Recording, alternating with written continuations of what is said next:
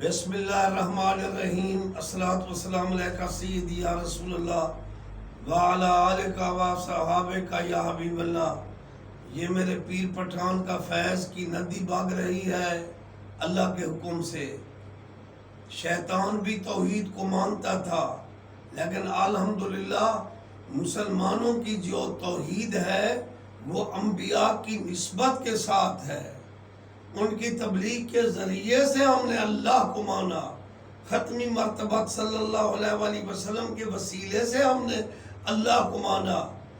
ہک کے ہک دی دم دم سکھ کے، ہک کو جیرا بو کر جانے او کافر مشرک کے، اللہ ہک کے، اللہ اللہ اللہ حق۔ اب توحید پرست سے سنیے، پھر اس کا جواب بھی ملاحظہ فرمائیے، انصاف آپ خود پر چھوڑ رہا۔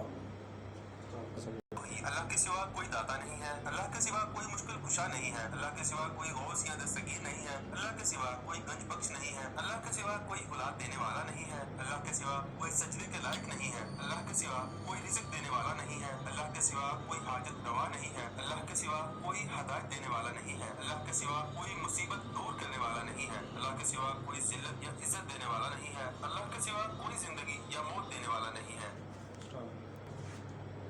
بسم اللہ الرحمن الرحیم۔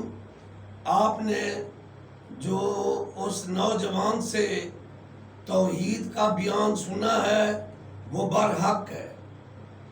اللہ حقیقی معنی میں مشکل کشا ہے، لیکن جب مولوی صاحب کو قبض کی تکلیف ہو تو وہ ڈاکٹر کے پاس جاتا ہے، کہتا ہے مجھے وہ قبض کشا گولیاں دے دیجیے۔ اب مشکل کشا تو اللہ ہے، قبض کشائی اللہ کرتا ہے، گولی تو نہیں کرتی، وہ ذریعہ ہے۔ انما الاعمال بالنیات، اعمال کا دار و مدار نیتوں پر ہے۔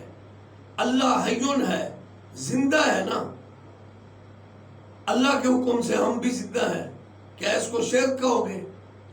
وَهُوَ السَّمِيعُ الْبَصِيرُ، اللہ تعالیٰ ذاتی طور پر سمیع بھی ہے، بصیر بھی ہے، سنتا بھی ہے، دیکھتا بھی ہے۔ کیا اللہ کی عطا اور حکم سے اس وقت آپ مجھے نہیں دیکھ رہے، میری بات نہیں سن رہے؟ کیا اس کو شرک کہو گے؟